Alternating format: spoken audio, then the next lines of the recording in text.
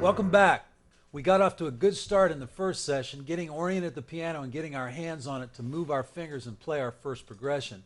And today, we'll learn our first melody and start learning to feel spaces and silence in the music with the same focus as we play notes.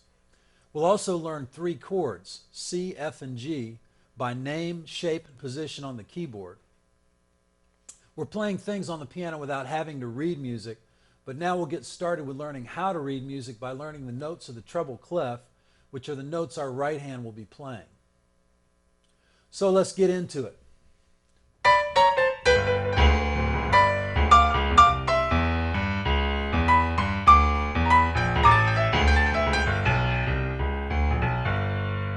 Now we're going to start learning a tune most of us will know, an oldie but a goodie, When the Saints Go Marching In. And it goes like this.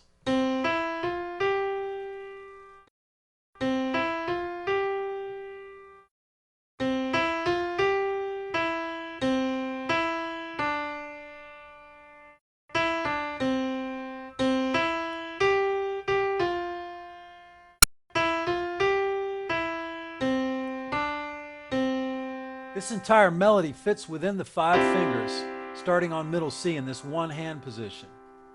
And the song uses the same position and notes, C to G, as our 5 finger exercise that we learned last session. We'll learn this song based on the fingers being used, how many steps are between the notes, how long the notes last, where the beat is, and how the melody is put together as a melodic statement. The first step is to get the melody in your ear and the pulse in your body. It helps to sing the melody with or without the lyrics as you play it. If you know the melody or the lyrics, sing it along with me.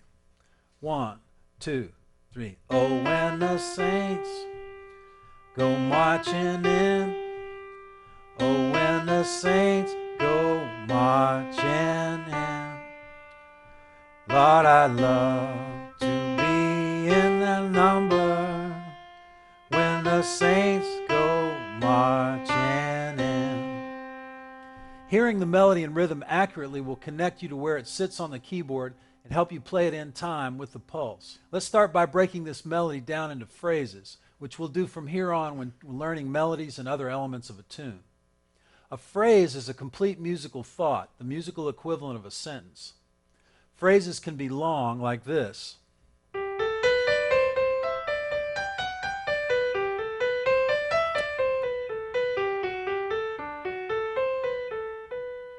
Or they can be short, as is the case with the first phrase of When the Saints Go Marching In. So try to follow along at the keyboard as we break down these first 2 phrases of When the Saints Go Marching In. Let's look at the first phrase of the melody. It starts on middle C, which we'll play with the first finger. The next note is 2 steps higher, E, which we'll play with the 3rd finger. Next we go a step higher to F with the 4th finger, then another step higher to G with the 5th finger. These 4 notes make up the first phrase of the tune. 1, 2, 3. The next phrase is an exact repetition of the first phrase. 1, 2, 3. So far we have these 2 phrases. 1, 2, 3. Rest, rest. In between these identical first 2 phrases are 2 beats of silence, which I indicated aloud by going rest, rest. Silences or spaces in music should be felt as much as notes are played. When we start reading music, we'll eventually see these beats of silence on written music as rests. But for now, Just understand that silences or spaces in music are to be counted just like the notes. So our first two phrases of When the Saints go like this. 1, 2, 3. Rest, rest. The third phrase starts with the same 4 notes as the first two phrases, but adds 4 more. So here's the 4 notes we added after G. We move down 2 steps to E with the third finger, and then down 2 more steps to C with the first finger, then back up to E using the third finger, and ending on D with the second finger. So that whole 8-note third phrase goes like this. 1, 2, 3.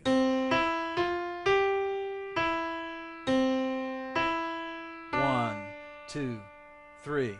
And notice that that last note, which is D, lasts for 3 beats. 1, 2, 3. So the first 3 phrases put together are 1, 2, 3. Rest, rest. Rest, rest. 1, 2, 3. Next we have a phrase that begins differently than the first 3.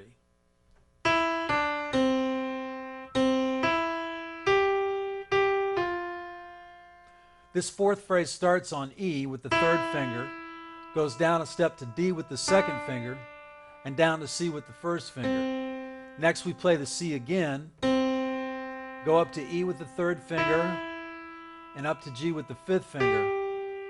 We repeat that G and play the F just below it. So that whole phrase looks and sounds like this. 1, 2, 3.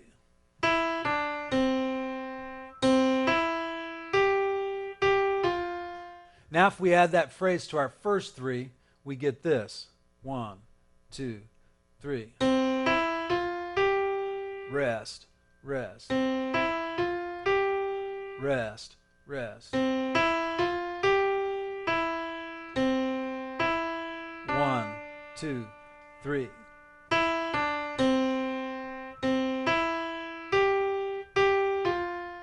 The last phrase sounds like this.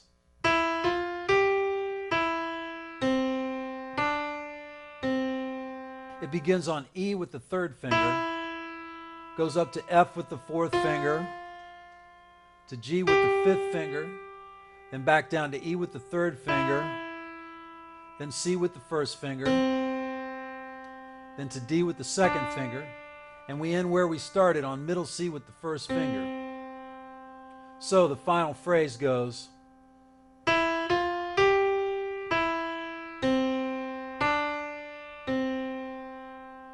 so to review, here's our 5 phrases. The first phrase, then the second phrase, which is a repeat of the first phrase, then the third phrase that starts like the first 2 and goes somewhere else.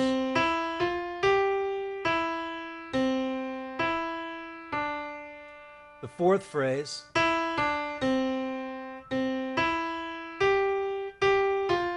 then finally the fifth phrase.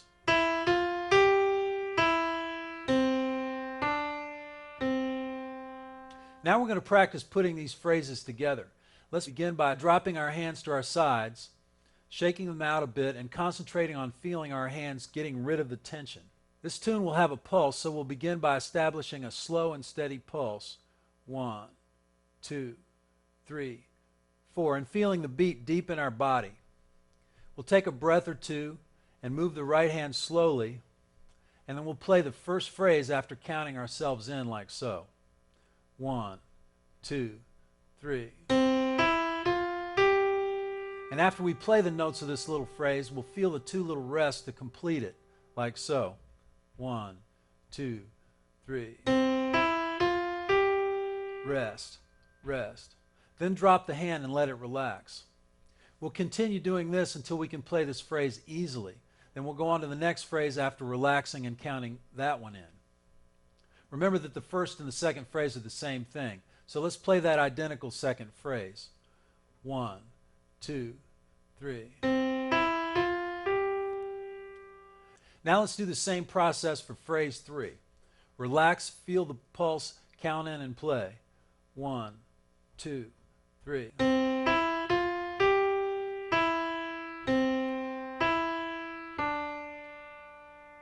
And now phrase 4. 1, 2, 3.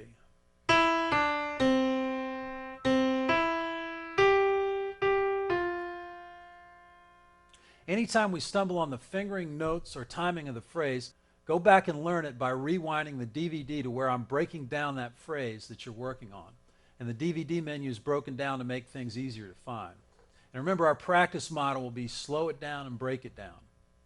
It's important to play each phrase with its correct rhythm. If you have to slow down the pulse you're feeling to play what you're working on in time, even if you have to slow it substantially, then do so. The important thing is to play phrases in time and relaxed and with the right fingering notes and rhythm. When you can play each phrase in time with the right fingering and relaxed, then you're ready to put the whole thing together slowly. So now let's count in and play the fifth and final phrase. 1, 2, 3.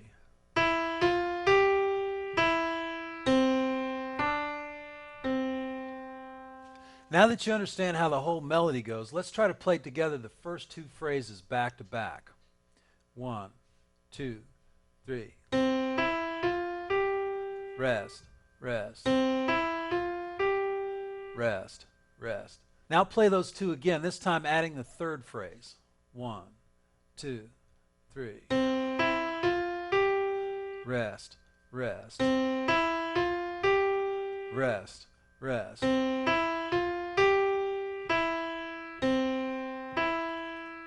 After doing these three phrases, drop your hand off the keyboard and relax it. Count yourself in again once your hand feels relaxed, and this time we'll add the fourth phrase.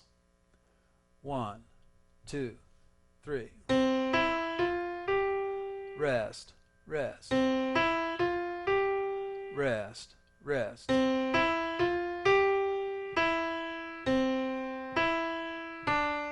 Two, three.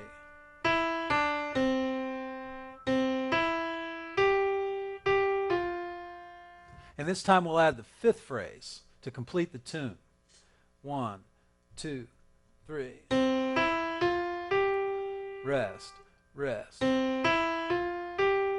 rest, rest. 1, 2, 3.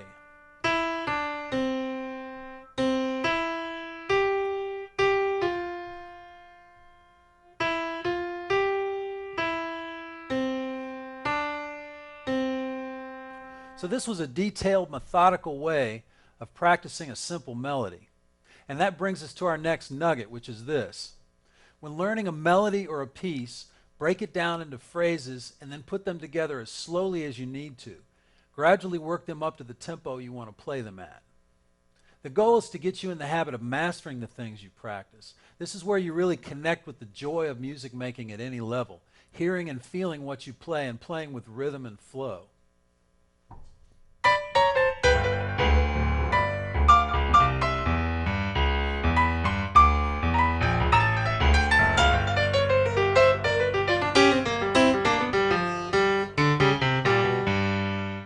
Whenever we play more than two notes at the same time, we refer to it as a chord, and chords provide the harmonic framework and much of the color and sound of music.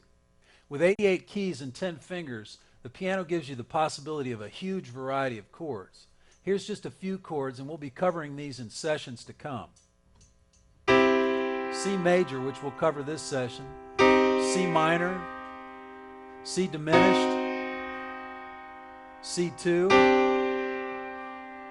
C augmented, C6, C7, C major 7, and C minor 7. Like I said, we'll learn how to make all these chords in sessions to come and a variety of ways to play them. We'll start with a chord that's the basic foundation of most of the music we know in our entire system of chords, the major chord. The term major refers to the way the chord sounds and to how it's constructed. We'll define that construction in the next session when we talk about intervals. Right now, we just want to find three major chords by shape and location on the keyboard. Because these major chords are made up of three notes, they're called triads. And a triad is any group of three notes played as a chord. For now, we'll use the white keys on the piano to construct three major triads: C, F, and G. Let's start with the C major triad. We'll start on middle C, and the C major triad contains the notes C, E, and G. Check out the shape of this chord and how it feels under your fingers. And we're using the fingers 1, 3, and 5. The unplayed notes are under fingers 2 and 4. This same chord can be played with its bottom note on C all the way up the piano,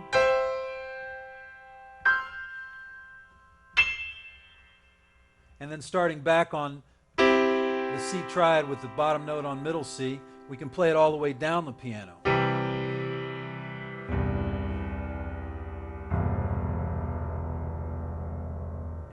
Try playing a C major triad with the left hand with middle C on the bottom. Now move the chord down an octave, then down another octave. And notice as we play the C major triad 2 octaves below middle C, the chord has kind of a muddy sound.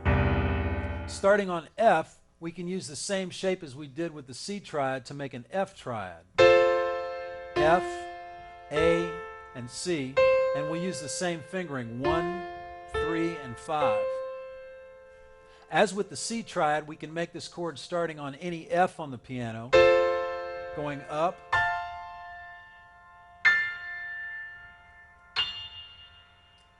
and then going back to this F triad in the middle piano. We can play it going down the piano, or play it with the left hand. And now we're back down in the muddy register for playing chords. Starting a step up from that F triad near the middle of the piano on G, we can use the same shape and fingering to make a G major triad. G, B, and D. And let's move that one up the piano. And then starting where we started on that G triad in the middle of the piano, let's move it down the piano. Notice that as I play the C triad up and down the piano, that the meatiest sounding triads are the ones in proximity to middle C, in the middle of the piano.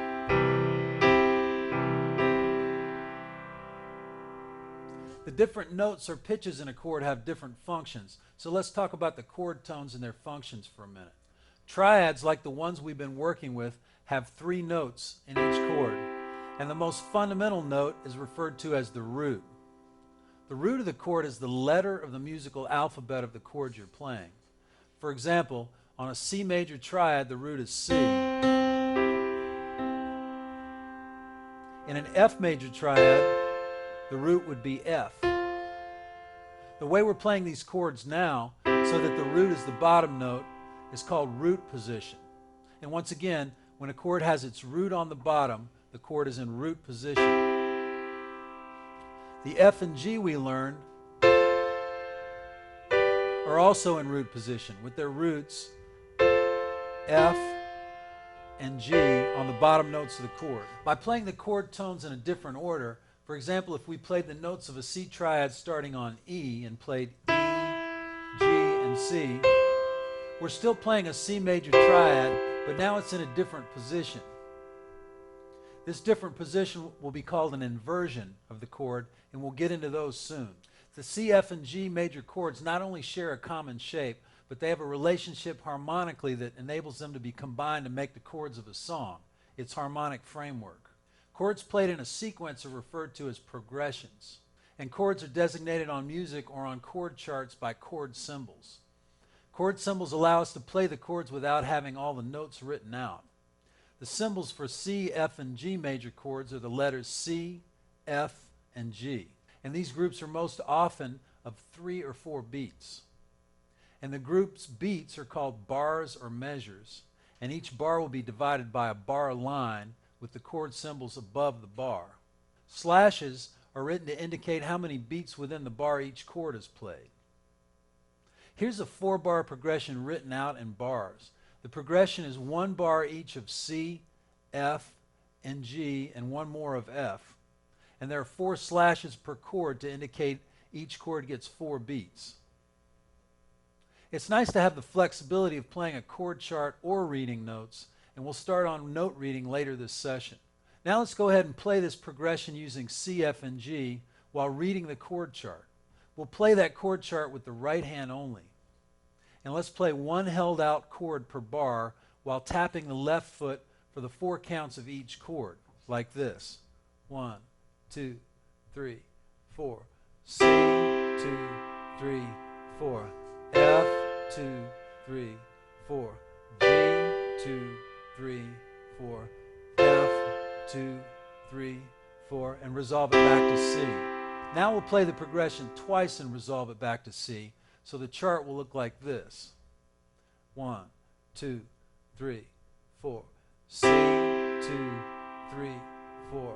F, 2, 3, 4. G, 2, 3, 4. F, 2, 3, 4. Now back to C, 2, 3, 4. F, 2, 3, 4. G, 2, 3, 4. F, 2, 3, 4, and back to C. Playing C, F, and G major chords in that order is a very common progression. Now let's put them in a 2-bar progression, playing C for 2 beats, F for 2 beats, and G for 4 beats. We'll start with just the right hand. After I count it in, the progression sounds like this. 1, 2, 3, 4. C, F, G, and C, F, G, 2, 3, 4, and back to C. As you move the chords, feel your forearm moving this fixed shape and fingering from position to position. Eventually we'll use inversions to connect these chords more smoothly, like this. But at first we want to establish where to find them in root position and how they relate to each other in that position. Now let's add the left hand to our 2-bar C, F, G progression. The left hand part uses 3 notes and begins by starting on the C below middle C with the first finger, going down to the F below that C with the 5th finger, then up a step to G with the 4th finger. So here's the left hand part of this progression played in time. 1, 2, 3, 4. C, F, G, 2, 3, 4. C, F, G, 2, 3, 4. Then back to C. Now let's add that left hand part to the right hand. 1, 2, 3, 4.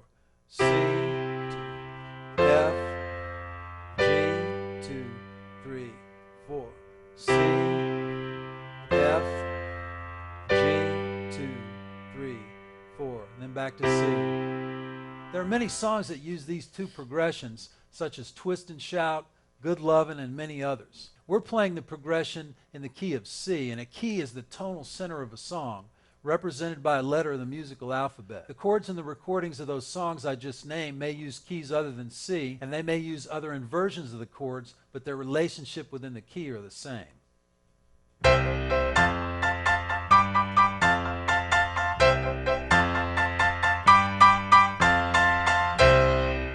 Music is not a visual medium, but a heard and felt one. Ultimately, it's about hearing, feeling, and playing music. Learning how to read music gives us access to a huge variety of musical resources and can be a valuable means to an end. To really get into playing classical music, reading is essential. To play rock and roll, not so much. Finding the notes and counting the rhythms from written music can be painstaking at first, but it gets easier with practice. Let's go back to our first chord progression that we learned in the first session.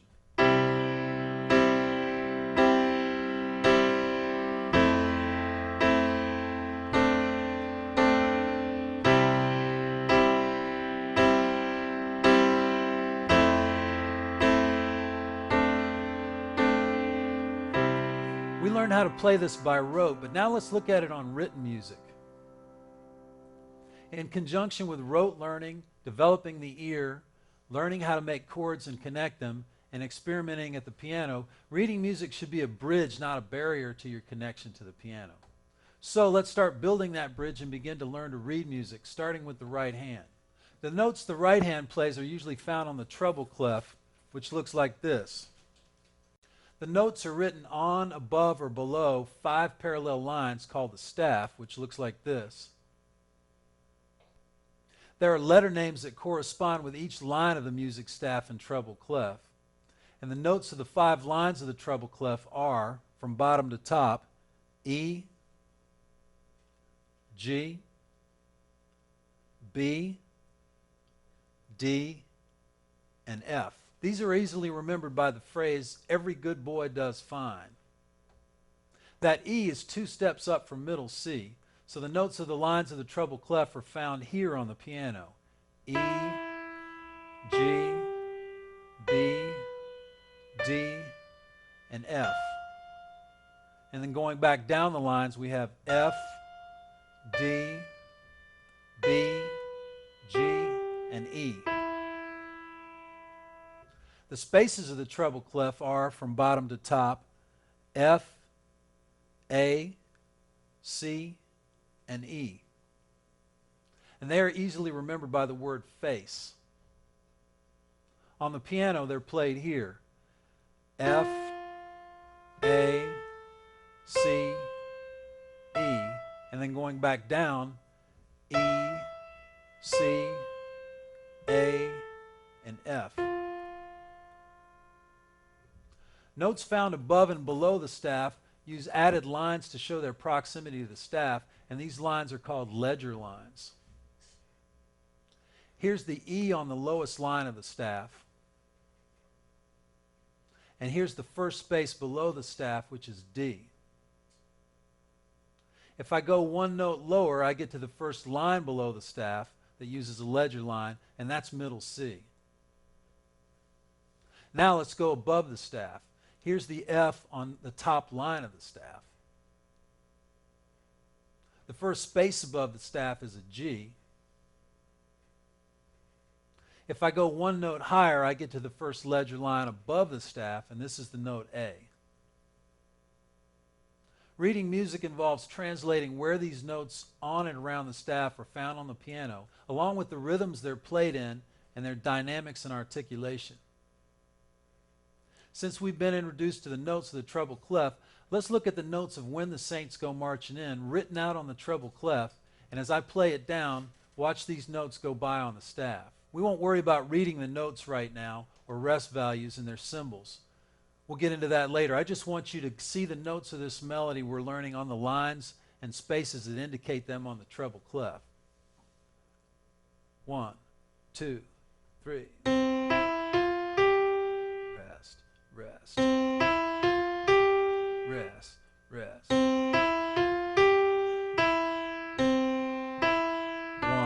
2, 3. 2,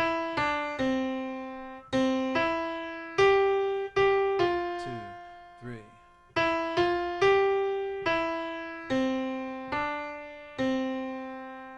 It'll take some time before we'll be able to read a written melody like that, but we'll keep learning When the Saints Go Marching In, phrase by phrase in the workshop. We'll break down the notes, fingerings, and rhythms. Now we've learned to name and locate 3 major chords, and we'll start learning how to make progressions with them and how to use them in many tunes we already know. We began the process of learning to read music by naming the notes of the treble clef staff. Hopefully, by being able to play a melody or chord progression, then see what it looks like written out, we're demystifying the concept of music reading. In the workshop, we'll work further on playing and implementing these concepts. I think you'll have a ball playing that When the Saints melody with a great New Orleans groove on the play-along CD. So enjoy.